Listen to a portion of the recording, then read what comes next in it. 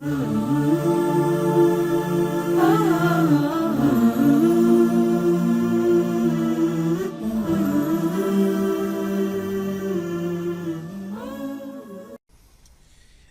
Et puis,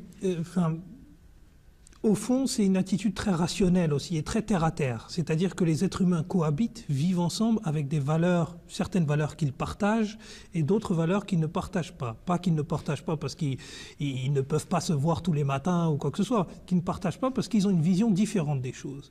Et en fait, l'islam appelle au vivre ensemble à chaque fois. Il permet justement aux différentes communautés existantes, exactement, de vivre ensemble et de manière pacifique. D'ailleurs, je voulais lire un document qui est un peu court, c'est pas très long, mais comme ça on pourra, quand on verra ce que le prophète lui-même a dit à une communauté chrétienne au Sinaï, donc il s'agit de la... Voilà, de Sainte-Catherine, sont les moines de Sainte-Catherine qui en fait sont les moines du monastère le plus ancien dans le monde en existence, donc c'est une place très historique.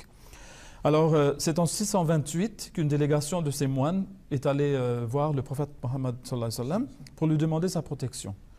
Et il leur donna une charte qui leur a garanti non seulement des droits pour eux, mais des droits pour les chrétiens à tout jamais. Et donc il a dit ici, je vais le citer, et après je vais faire un petit commentaire là-dessus.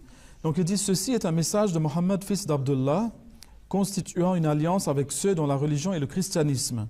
Que nous soyons proches ou éloignés, nous sommes avec eux. Moi-même, les auxiliaires de Médine et mes fidèles, nous nous portons à leur défense, car les chrétiens sont mes citoyens.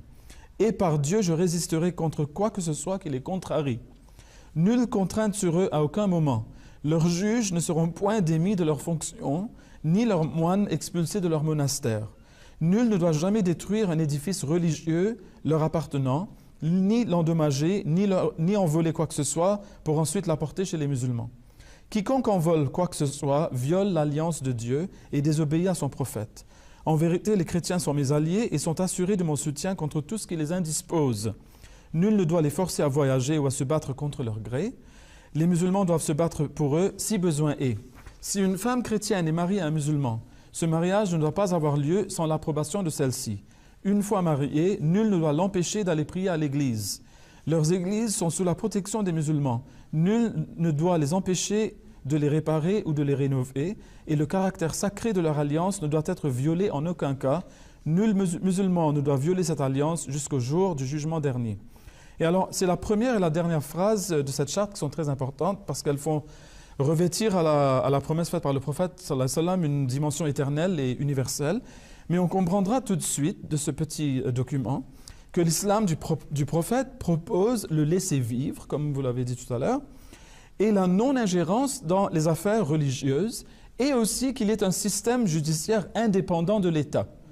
Des choses qui sont éminemment compatibles avec, numéro 1, la laïcité, et numéro 2, la démocratie.